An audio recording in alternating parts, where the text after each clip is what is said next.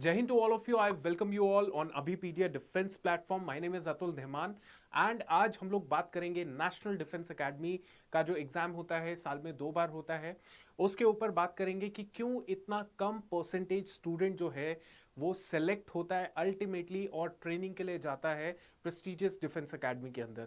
तो इतना कम परसेंटेज क्यों है और क्यों आप बार बार कोशिश करते जाते हो कि मैं इंडिया का एग्जाम प्रिपेयर कर रहा हूं, मैं दे भी रहा हूं, लेकिन ये मेरा दूसरा अटेम्प्ट है पर सिलेक्शन अभी तक मैं रिटन क्वालिफाई नहीं कर पाया, तीसरा अटेम्प्ट है मैं रिटन क्वालिफाई नहीं कर पाया।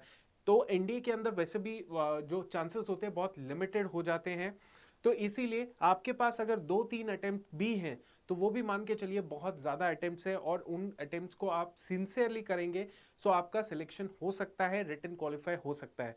लेकिन अगर आपका रिटन क्वालिफाई नहीं हो रहा है तो ऐसी कौन सी गलती है जो इंटेंशनली अनइंटेंशनली आप कर रहे हो और रिजल्ट आपका वही आ रहा है जो पिछली बार आया, नॉट क्वालिफाइड, राइट। तो ये चीज के लिए let's begin with this whole video and सबसे पहले मैं ये भी बता दूं दैट हमारा जो एनडीए का कोर्स है उसमें हम लोग 7 डेज का फ्री ट्रायल दे रहे हैं।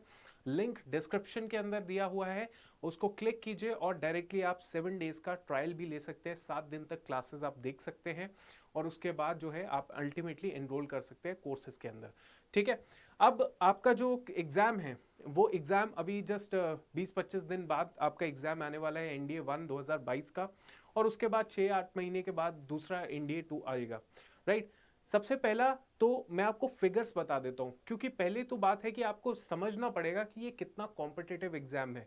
हम सिर्फ यही सुनने को मिलता है, मतलब आउट ऑफ द अगर जाएं कहीं बाहर देखें तो यही सुनने को मिलता है आईआईटी बहुत सिलेक्ट सिलेक्शन आईआईटी में होना बहुत मुश्किल है, बहुत कॉम्पिटिटिव है, आपको राजा बना दिया जाएगा अगर आप आईआईटी क्लियर करके आ जाते हो, राइट। लेकिन कोई ये नहीं बोलता कि एनडीए जो है वो बहुत मुश्किल है एग्जाम या कोई। पहली बात तो ये है कि एनडीए और आईआईटी में ज्यादा फर्क है नहीं, मतलब कंपटीशन उधर भी बहुत तगड़ा है तो कंपटीशन इधर भी बहुत तगड़ा है, राइट। इनफैक्ट मैं आपको अगर आज के रियलिटी बताऊं, अगर आप सुन रहे हैं एनडीए एस्पिरेंट है, ध्यान से सुनिए। आईआईटी क्रैक करने के बाद शायद आपको अपनी मनचाही नौकरी ना मिले, शायद आपको वो सेटिस्फैक्शन ना मिले नौकरी से। आपने सोचा होगा कि मैं आईआईटी से पास आउट हूं तो मुझे वैसा पैकेज चाहिए सीआरस के अंदर, करोड़ों के अंदर, लेकिन शायद वो आपका ड्रीम डिजायर पूरा ना हो। लेकिन अगर आप एनडीए के एंट्री के थ्रू जाते हैं तो आपकी पूरी लाइफ सेट हो जाती है, आपको कोई रिग्रेट नहीं होता। हेल्थ और वेल्थ दोनों कैटेगरी में आप अच्छा आपके पास होता है, राइट। तो ये आज का टाइम है। चलो हम लोग फिगर्स के ऊपर सबसे पहले चलते हैं कि देखो एनडीए में अगर देखा जाए सो लगभग आप देखिए 5 से 6 लाख बच्चा जो है वो एग्जाम्स के लिए अपेयर होता है, 5 to 6 लाख स्टूडेंट जो है अपेयर होता है। और ये 5 से 6 लाख में अगर देखा जाए तो जो बच्चा रिटन क्वालिफाई करता है वो होता है लगभग 8,000 से लेके 10,000 तक, वेरी करता है 8,000 to 10,000, राइट, जो रिटन क्वालिफाई करता है, ठीक है, रिटन क्वालिफाई करता है। अब इस 8 से 10,000 में बच्चा जाता है नेक्स्ट स्टेज के लिए, दैट इज एसएसबी, है ना, सर्विस सिलेक्शन बोर्ड के लिए जाता है। और जब सर्विस सिलेक्शन बोर्ड के लिए जाता है तो पहले दिन या तो स्क्रीन इन हो जाएगा या स्क्रीन आउट हो जाएगा, या फिर कॉन्फ्रेंस के बाद रिकमेंड हो जाएगा या कॉन्फ्रेंस आउट हो जाएगा, ठीक है। तो यहां पे अगर देखा जाए तो नेक्स्ट स्टेज जो होती है वो होती है एसएसबी की, नेक्स्ट स्टेज एसएसबी की होती है। और एसएसबी में अगर देखा जाए तो 10 से 15% का रिकमेंडेशन होती है स्टूडेंट्स की, 10 से 15%। इसका 10 से 15% हो गया लगभग लगभग मोटे मोटे तौर पे 400 से 1,000 बच्चा जो है वो रिकमेंड हो जाता है एसएसबी में। एक और स्टेज आती है जिसको हम लोग कहते हैं मेडिकल, क्या कहते हैं, medical exam.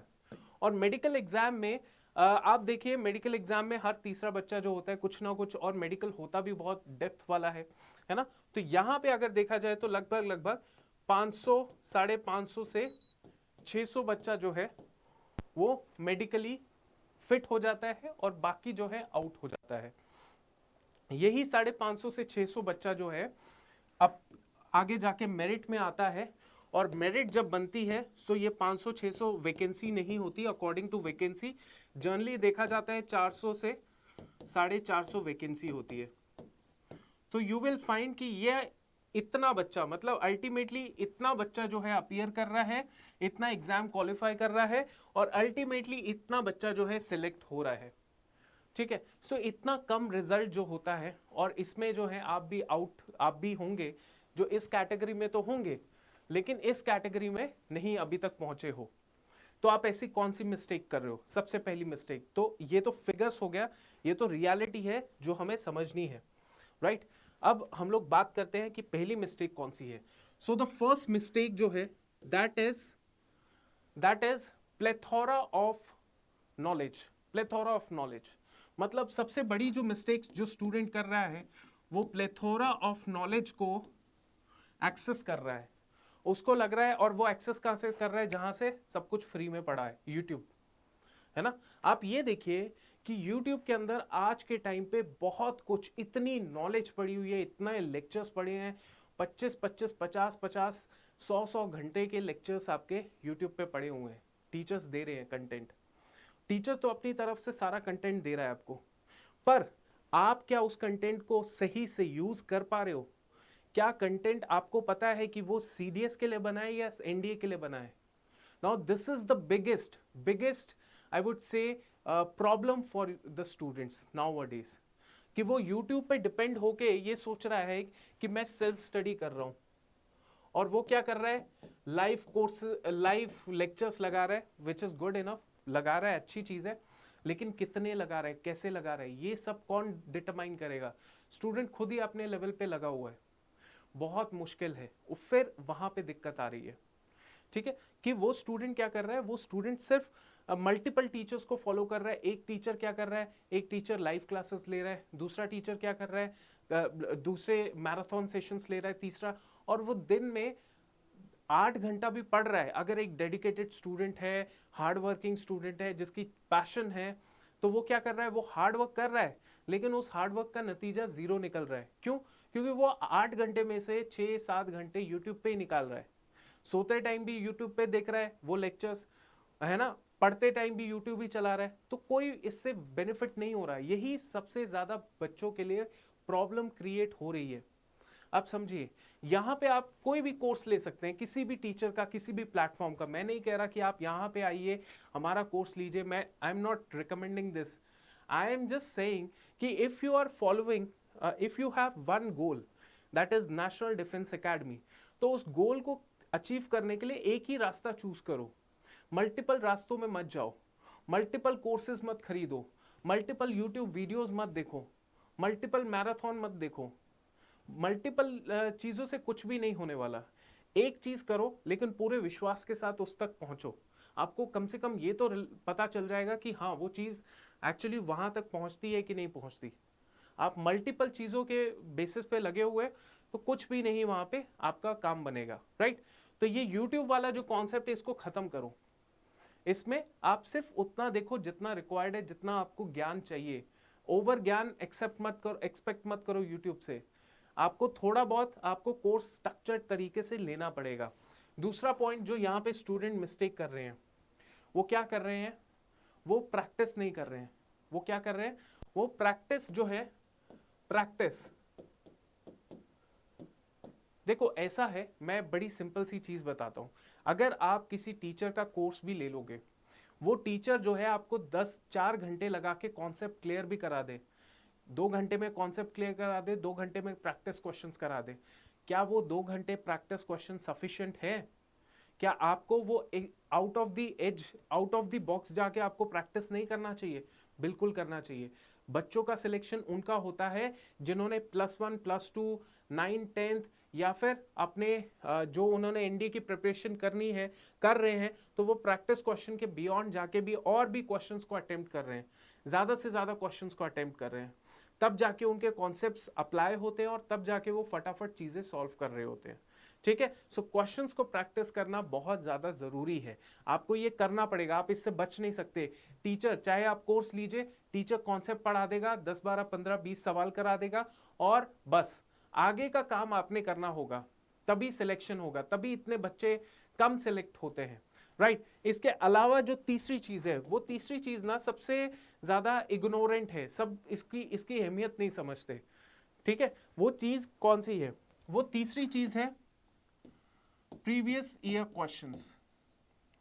Previous year questions जो बच्चा अटेम्प्ट करता है, सॉल्व करता है, चाहे 5 साल के प्रीवियस ईयर ले लो, 10 साल के, 6 साल के ले लो, 8 साल के ले लो, जिस बच्चे ने इस एरिया को अच्छे से, इस एरिया को 100% कर लिया, वो बच्चा रिटन तो क्वालिफाई करेगा, वो बच्चा रिटन क्वालिफाई करेगा। That's very very clear cut thing.